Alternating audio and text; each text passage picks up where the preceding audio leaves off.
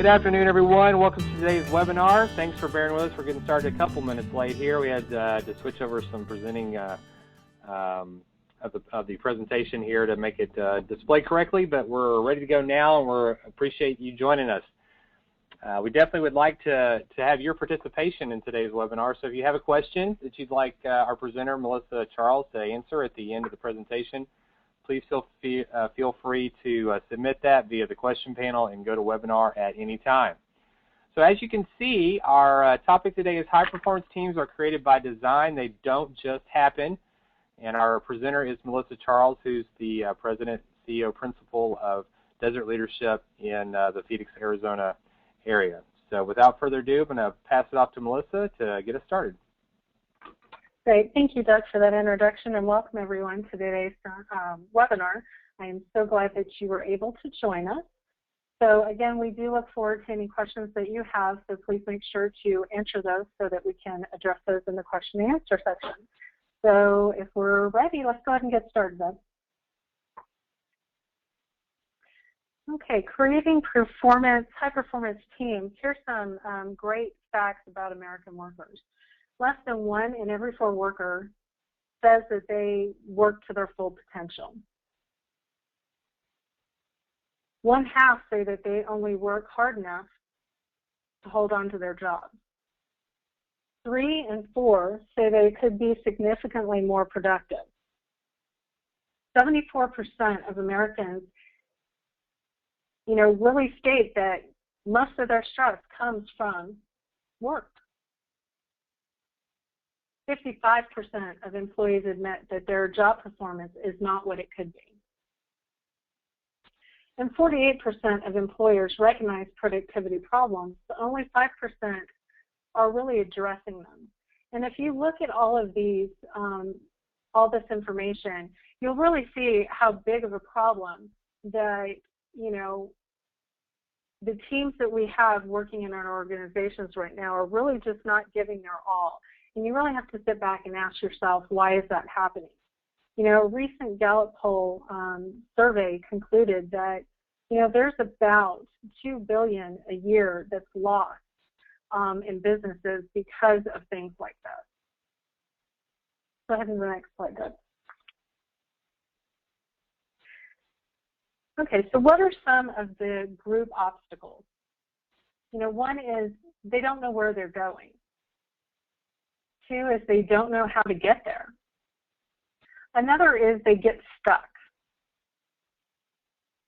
They stray from the objectives.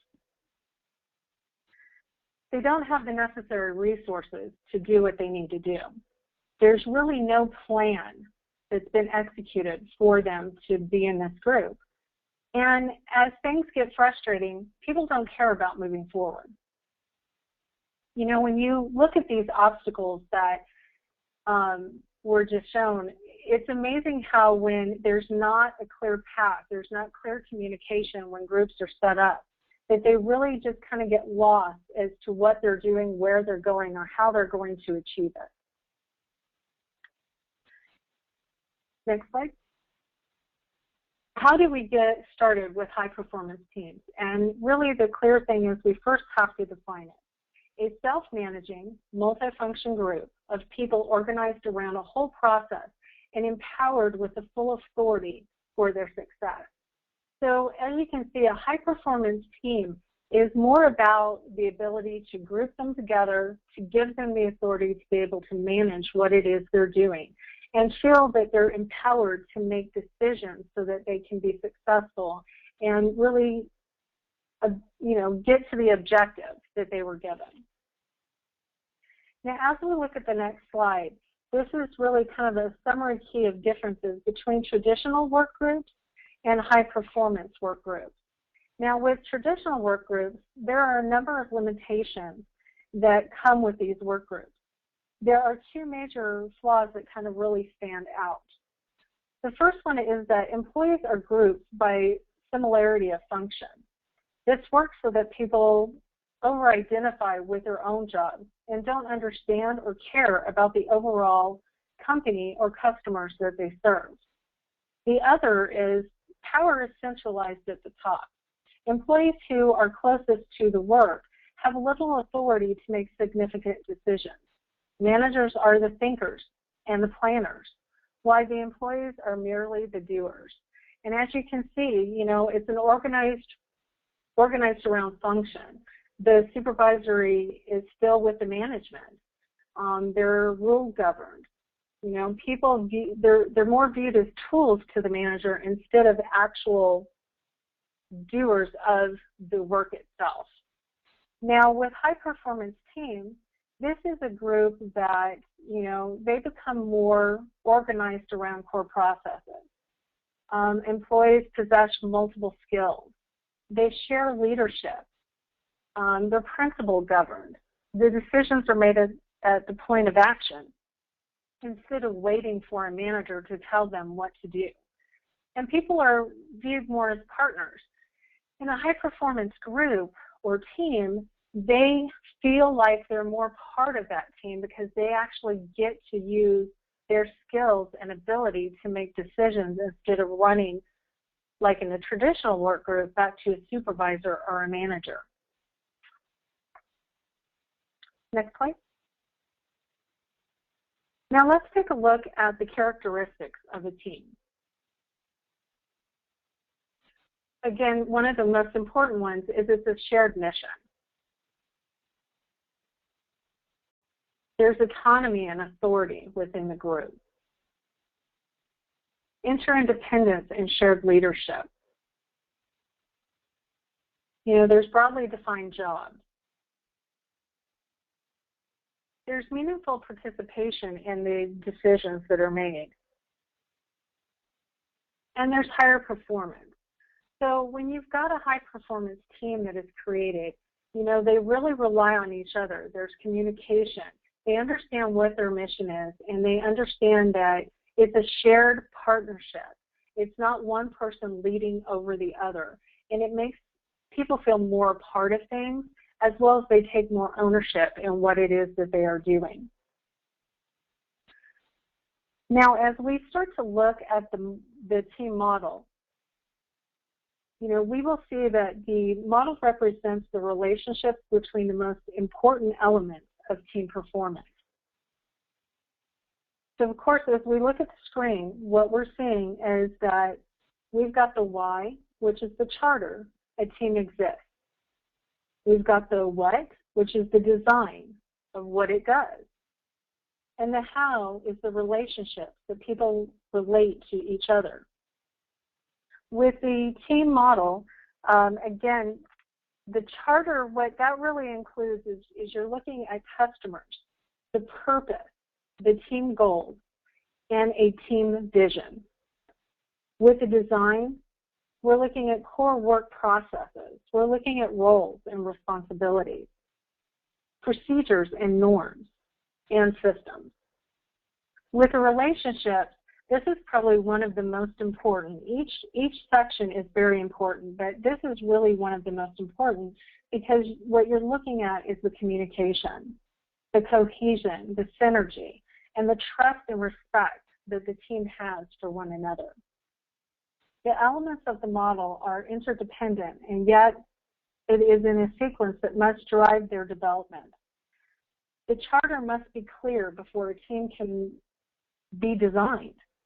And a team must be designed well to reduce relationship problems. Although high-performance teams share certain characteristics, there are also some important distinctions between them. Some of the problems that result from a one-size-fits-all approach to teams. And again, keep in mind that one size does not always fit all. Poor performance as team members try to use structure that really doesn't fit the nature of the work process that they're doing. There's frustration at the difficulty of working together productively. There's disillusionment with the team concept as relationships grow difficult and people think fondly of the good old days before management put them into this crazy team. Next slide. Now we're going to look at the 4 stages of team development. Your first stage, of course, is the forming stage. This is when the group is first put together. It lacks direction and unity. Storming. The group attempts to work together.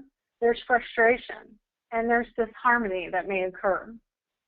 Norming is the third step in this process, and the team develops rules and expectations about how the team operates and who does what. And then you've got the fourth stage, which is the performing stage. The team really reaches its stride and develops into a high-performance team. You know, research has shown that development of teams and groups, that they go through a series of sequential stages as they develop towards that high-performance team. And, of course, T.W. Tuckman identified the 4 primary stages. And again, let's go a little bit deeper into each stage so that we understand what really is involved within that stage. So again, we've got forming. You know, this is really where the people are going to get acquainted with each other. And what's important is, obviously, you've picked each person for a specific reason. So really trying to get them to come together is an important stage. You know, they really start to realize that the group identity is low, and this is where we're going to really start to kind of hone in on really what our objectives are. You know, stereotypes take place. Some excitement and pride about becoming a member of the team, because obviously, you know, there's going to be people that are going to be very excited that they've been picked for this team, whether it's a project or, you know, a long-term project that they're going to be doing. But there's also going to be some suspicion and fear about the job that they have ahead. There's going to be attempts to define the task and how it will be accomplished at this stage. And of course, discussions of concepts and issues. For, you know, some impatience is going to exist with some of the discussions that are had. And, you know, again, the discussion of problems and complaints about the organization. You know, but at this stage, people are going to be, you know, curious and optimistic about what's ahead of them. Next is the forming. Again, with the forming, you have, I know for me, and I'm sure a lot of you out there have experienced when you've put teams together, you know, how things can really come together, or they can kind of be a situation where you start having frustrations and difficulty and people fighting. When you see teams like this, you know, this is the typical throes of stage 2. The team members begin to realize the amount of work that they have ahead, and they get irritated and, you know, critical of what's going on. So again, we do see hidden agendas. We see resistance to the task. You know, there sometimes is a win-lose interaction. There is internal competition for influence, because they're so used to being part of a team where they have to run to somebody else. So of course, somebody's always going to want to take control. You've got conflict, voting, and compromise that happens at this stage. There's fluctuations in attitude about the likelihood of their success. You know, there's going to be questioning of the wisdom of the team itself and their project. And there are going to be some unrealistic goals that happen as well, because this really is the second part of really starting to define what they are and how they're going to reach their objective. And, you know, there's going to be concern about the lack of progress that they have at this point. And, you know, it's interesting to see how really when you think about your individual members of teams and how much really you sit back and think about, well, can they really kind of problem solve? Can they take a situation and start to try and figure out what's going on and how they want to come together as a group to make things happen? And the third stage is, of course, the norming stage. At this stage, team members reconcile their new membership of the team, and work out their ground rules or guiding principles, and they try to practice them. Conflict is reduced as people learn to accept differences and choose to be more collaborative. The team's able to establish stability over its processes and perceives that they're actually making good headway. So again, at the norming stage, you start to see your team members have more of an active listening. There's more of a group think. They identify with the group and the members. They all share the leadership responsibility instead of one person kind of emerging and standing above the others.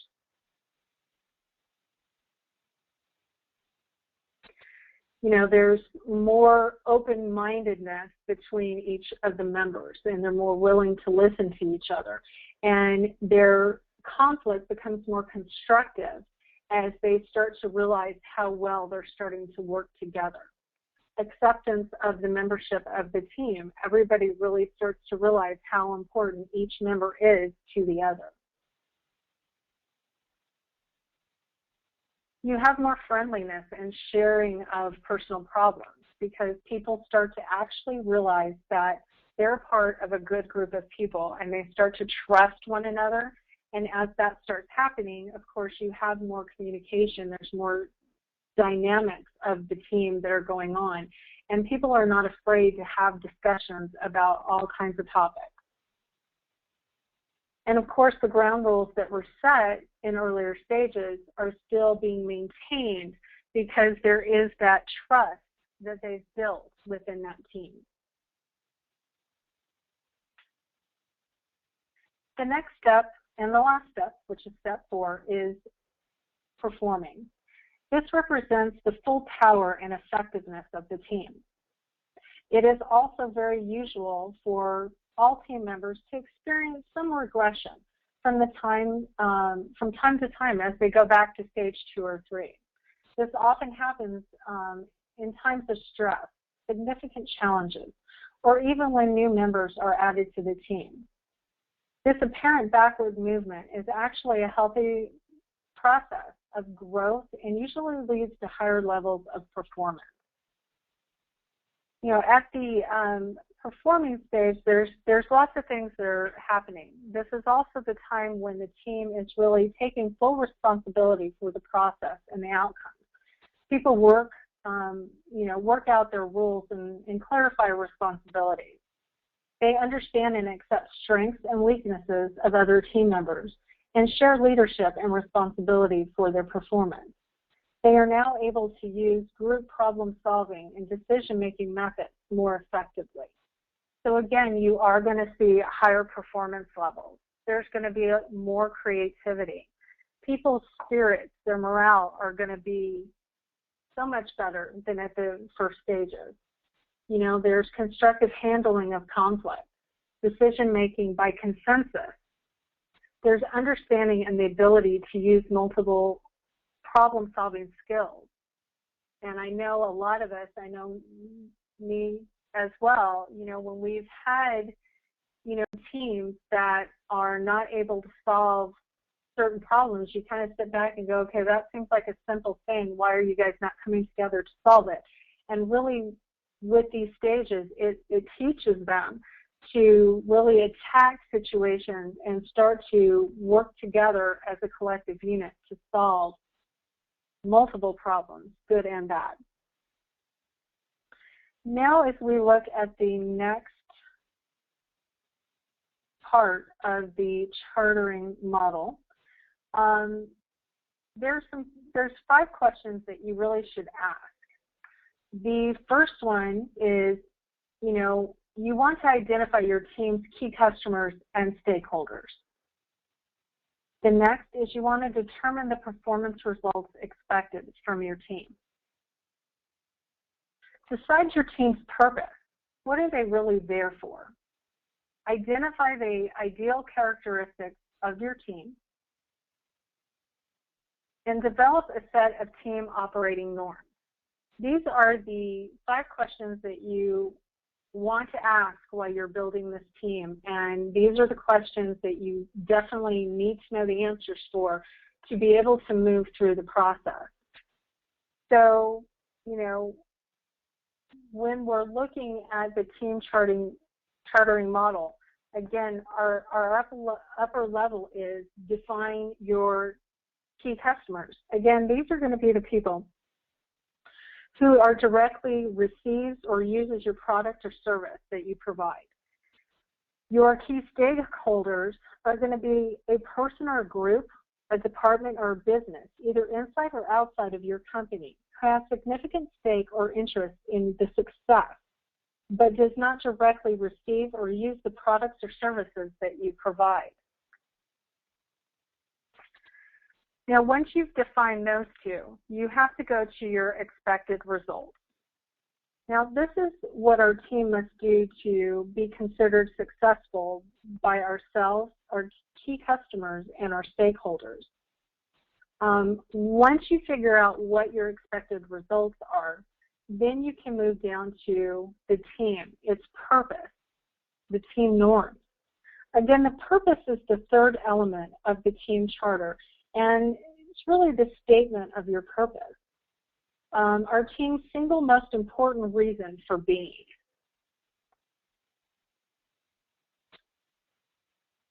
Now, let's talk about the importance of vision and the team norms. And these are your last two elements of the charter.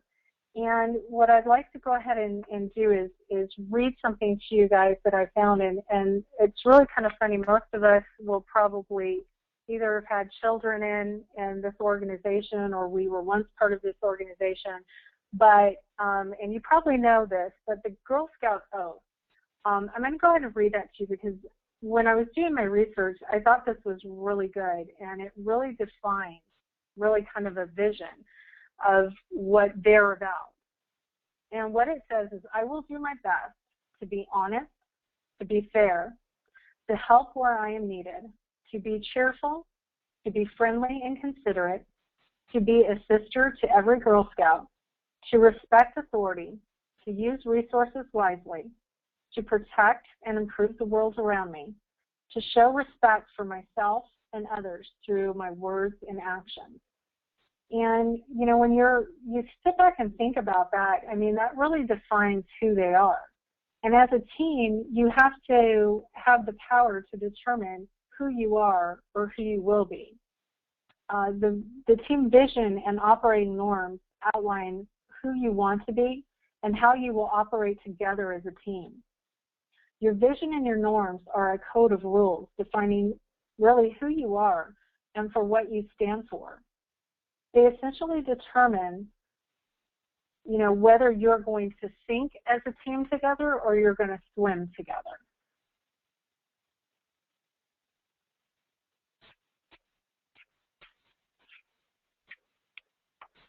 Now, the team decision-making model. Again, we have 6 steps on this, and, you know, when you look at it, it really kind of just really clarifies everything, because your first step, again, is define decision to be made. You've got to know exactly what needs to be decided and why. If you don't know that, then you're not ever going to be able to move to the next step and the step after that. Next would be select criteria. What are, you know, the considerations? What must you achieve? What are the constraints that you have? 3 is seek alternatives. Brainstorm ideas. Discuss options. Which ones are going to work best? Select best alternatives. What are the trade-offs? Do we have the resources? And which one really fits us best? Develop action plans. Again, what will be done? How will we execute this? You know, how are we going to apply it to the situation? You know, and when are we going to complete it by? When's that going to happen? And the last step, again, is evaluate decision effectiveness. You know, what are the evaluation criteria? What decision was effective? And these are all steps that we have to think about as we push our teams from our objective and executing our plan of how we're going to get to that final stage.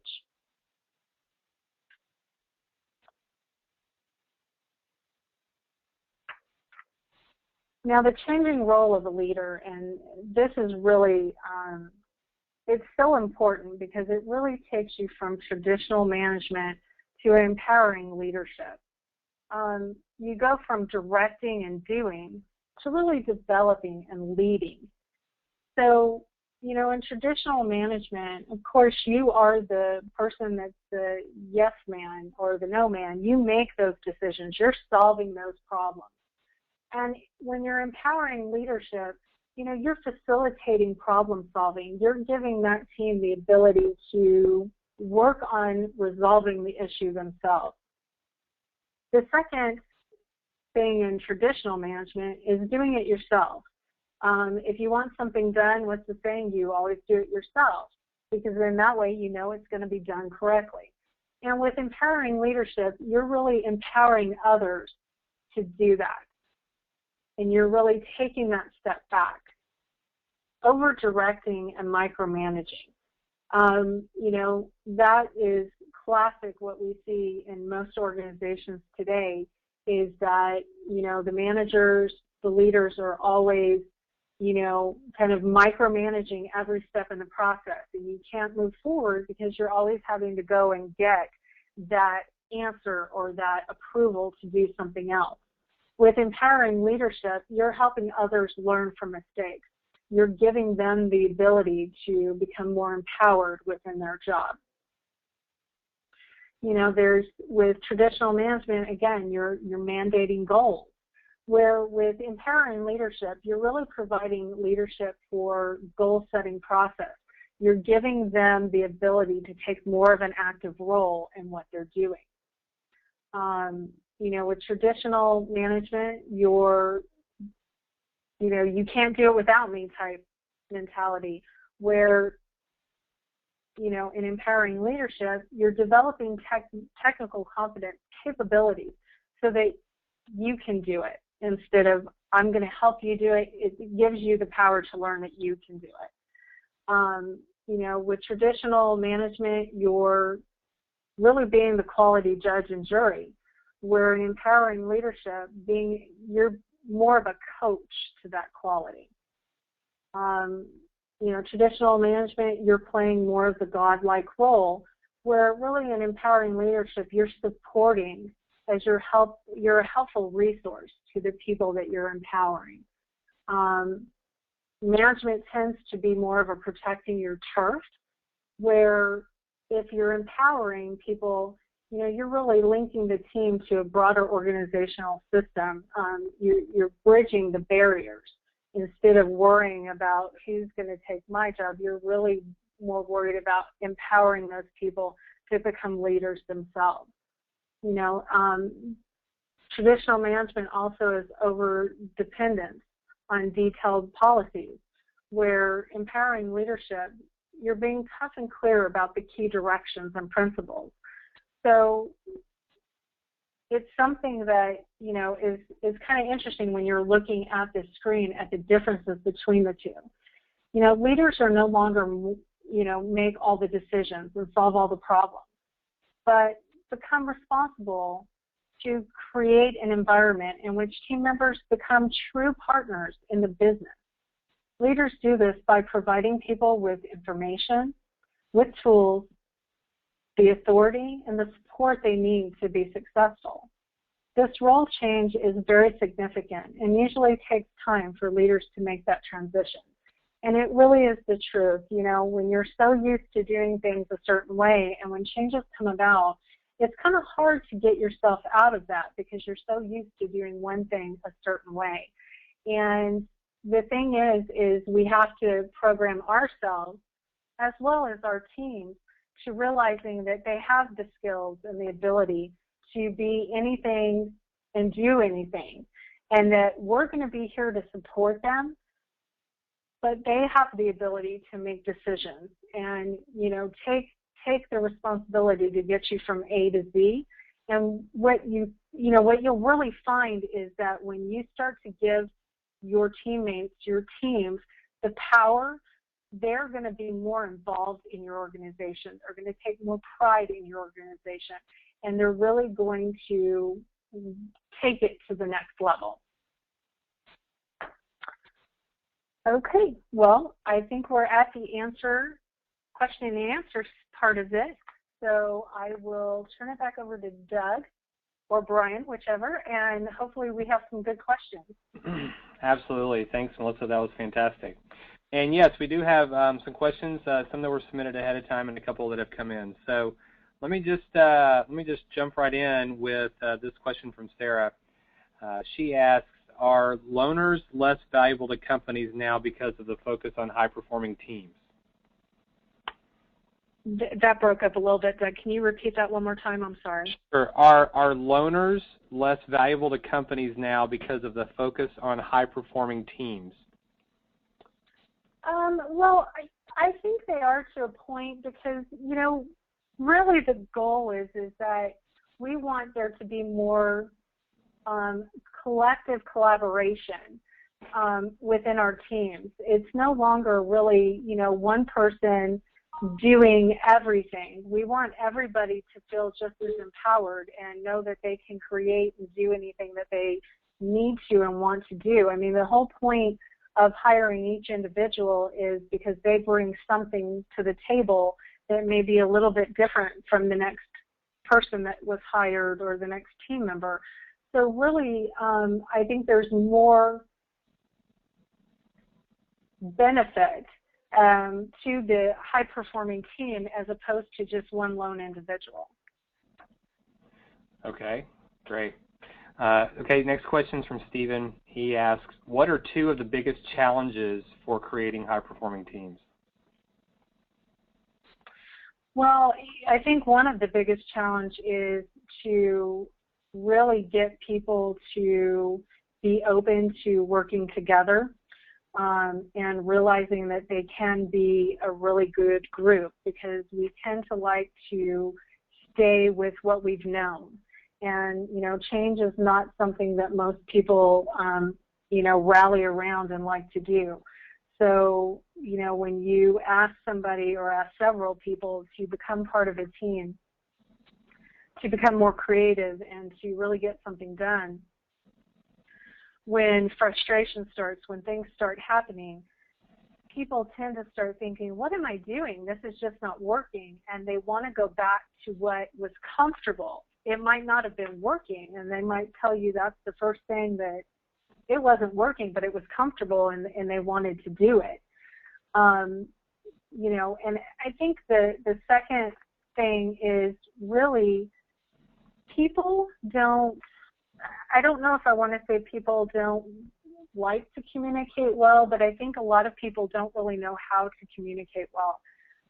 Whether that's coming from, the leadership team not providing enough understanding and clear vision for what that team might be doing, or what their vision is for the team. And then again, it's usually somebody always wants to be the leader of the group. They want to be in charge. They want to take control. And a lot of times in my experience, that really kind of puts other team members at a disadvantage because they don't quite know how to communicate and, make their frustration known where they're not really hurting other people. So, those are probably the two things that are the most, worrisome about creating a high-performance team. Okay. Next question is from Jenny. Jenny asks, can you talk about how psychology plays into developing great teams? Well, I think, to develop a great team, you've got to get your people around your vision.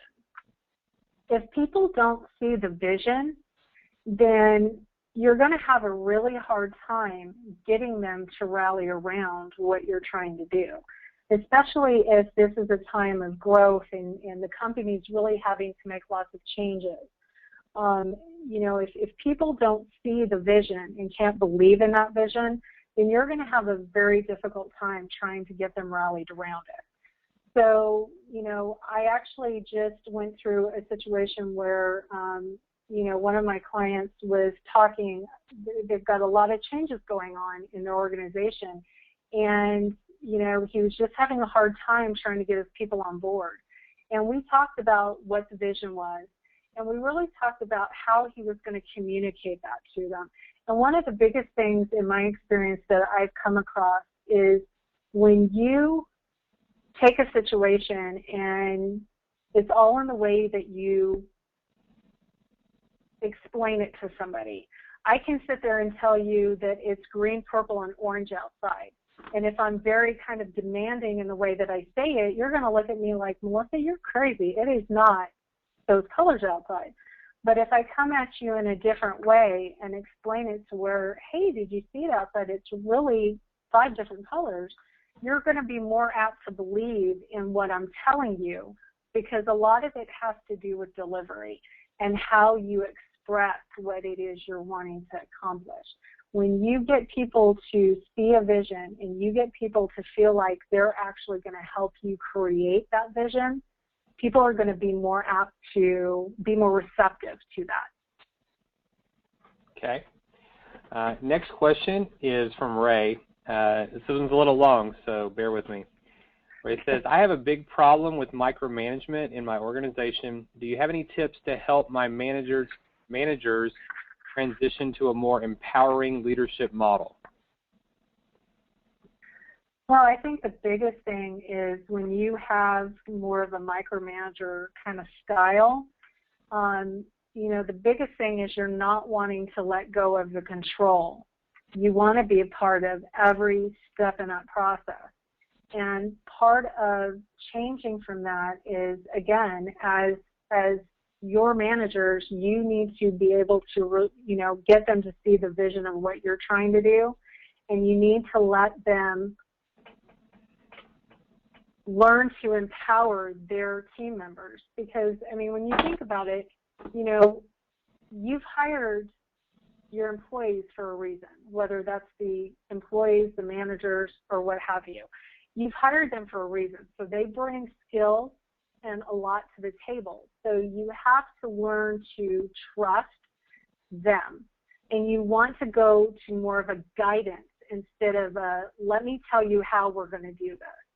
And that's really kind of, it's a hard transition. But what you really have to do is start showing them the ways of letting loose of the reins a little bit and realizing that give your teams objectives, let them know exactly what it is we're looking to accomplish, and then facilitate them into talking about ways that we're going to go about doing it. And if you, I mean, the biggest thing, if you really think about it, if you start empowering your managers, they're going to realize that once they start empowering their people, there's going to be a little bit less work and a lot less stress on them to getting things done. And, you know, I'm not talking about just absolutely right at first, just give it all to them and then just let it see what happens. It's really a facilitation of the process. So they're really taking more of a step back and watching their teams evolve and grow. Okay. Let's see. The next question is regarding the stages. And the question was, is there a kind of a standard length of time that teams should be in each phase? And is there a way to shorten up the stages to get to the performing part faster? Well, I don't know necessarily. Obviously, you don't want them to be on stage 1, stage 2, you know, for a long period of time. You know, especially the first stage of the process, you really want them to kind of work together, you know, sooner. But I think you really kind of would want to set the stage as to the time frame on that. You know more of what your team that you've created is and the different personalities, and you kind of just, you have to watch them, but let them work, stuff out. Now, if you see like maybe they're stuck in stage 2 or 3 and you feel like they're really not moving along because they can't learn to communicate better, or they are stuck at something that there's conflict over and they can't come to a resolve with that, then that's really where you're probably going to have to step in and kind of see what's going on and kind of guide them and help them move forward. But I think you really will set the stage for each stage as far as time frame. I don't think there's a set time frame. It really depends on the project and what it is you have your team doing, or what it is that they're supposed to do and when it's supposed to be completed. Okay. Next question is from Letitia. She says, when there's initial resistance to the high performance team concept, how do you effectively get team members to buy in? I think, again, it's all in the way you deliver the vision. You are probably going to have team members that are going to be resistant just because they really don't see what you see with what you're doing. So, you know, you're probably going to have 1 or 2, maybe 3 or 4. Hopefully, if you've got a large team, it's not every single one of them. But, you know, you might have to pull individuals aside and see what their exact resistance is to the situation. I really have seen, and I do believe that when you have a clear vision of what you're wanting to accomplish and you start to get those people behind that vision and you get them involved in the process, there's a ownership that really comes to play, and people start to stop worrying about why the change is happening, and they take part in the change. You know, a lot of times with change, I mean, our first initial reaction is, well, what's going to happen to me? You know, they become concerned more with themselves and not anybody else. And I think that's really where you have to have that communication, and you have to make sure that they understand, okay, here are changes, but here's what we're doing and here's what we're going for. So let me ask you, how are we going to accomplish that? And start asking everyone on that team. So that way they're actively participating. And I think once you start to see there's some active participation from each individual, there's going to be some ownership that starts happening. And then it's going to be, okay, now we're a team. We're going to solve this. We're going to do things together. And sometimes you might have to talk to individual people because there might be 1 or 2 that just are not seeing that vision. And that's where you're going to have those side conversations. But again, it's all in your communication and what you're presenting and how you present it. Okay, great. Next question is from Cassie. Cassie says, regarding the team chartering experience, have you found that oftentimes when companies go through that exercise internally, they miss critical things that an outsider would have caught?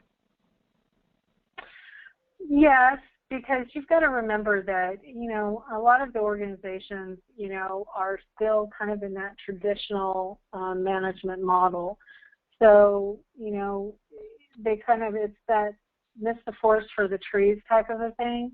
You know, it's important to make sure that, you know, in any process like this, that you really are defining those 5 questions that we had up about really defining, you know, who we are, what are we trying to accomplish, you know, what are the results that we're looking for, you know, why do we exist, and, you know, making sure that we have, you know, procedures and policies in place for that team or multiple teams so that they don't stray from what the objective is. And a lot of times when people are, you know, creating things, you know, there are going to be things that are missed. There are going to be mistakes that happen. But I think the key is to making sure that you have those 5 questions defined, and you really try to follow, you know, that kind of a model so that you never forget what your vision is, who you really are, and what you're trying to accomplish. Okay. We have a couple more questions here, but if you have a question, you'd like to submit it, now's the time. We've got a couple more minutes here before the top of the hour. Okay, we've had a couple questions come in kind of around the same topic. One of those is Jim, who asks, what are some strategies for dealing with team members who are negatively affecting performance?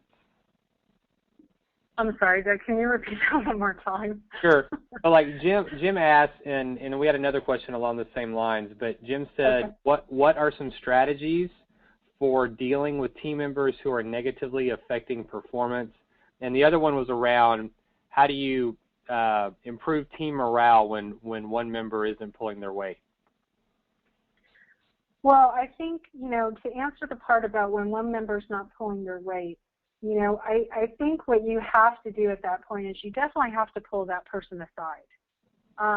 You have to find out what the exact issue is, because it could be something so minor that, you're sitting there going, okay, all this time and nobody figured that out, or it could be a huge thing. But it's really important that you pull that person aside, because if you have one person on a team that's just dragging it down, it can be detrimental to the whole process, and you don't want to do that. One bad apple is not good, and then of course once you figure out what the situation is, that's where you have to decide, okay, well, how am I going to handle it? It's important that everybody understands the part that they play, and that team is only as good as its weakest link. So everybody has to rally around and be a part and want to be a part of it. And if you have somebody that's just not wanting to be a part of something, then you kind of really have to take a step back and start to figure out, okay, well, maybe I need to take that person out of this team and put somebody else into it.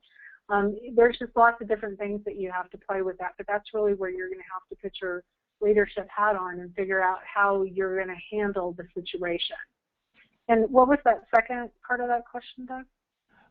Strategies for dealing with team members who are negatively affecting performance, and I think you already talked about the morale aspect.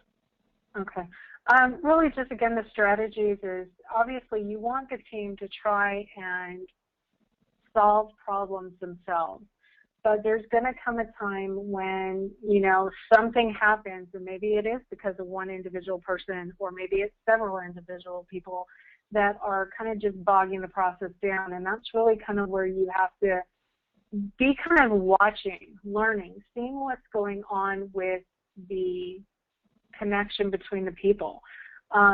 Again, it can be something simple, or it can be something, just really difficult. And that's where you're really going to have to step in and try and see if you need to talk to that individual, or maybe you need to pull the team together and find out exactly what's going on and why they can't, have constructive,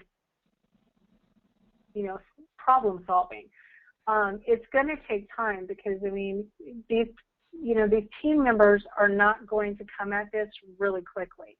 So many people are so used to the way that things are being done that that's comfortable for them, and they're going to try and go backwards. And that's really where you kind of got to be there to be a resource for them, and to kind of really boost that morale and be behind them and let them know that they are capable of doing this and that they can accomplish anything together. Okay. All right. Well, fantastic. Let's go to the next screen. Well, Melissa, we really appreciate your presentation and your insight and your wisdom today. Thanks to everybody who joined us. We encourage you to visit desertleadership.com or reach out to Melissa directly at the phone number and email address on the screen. And we really appreciate everybody joining us, and thank you, Melissa, for today's presentation. Thank you so much, and thank everybody. I hope you have a good afternoon.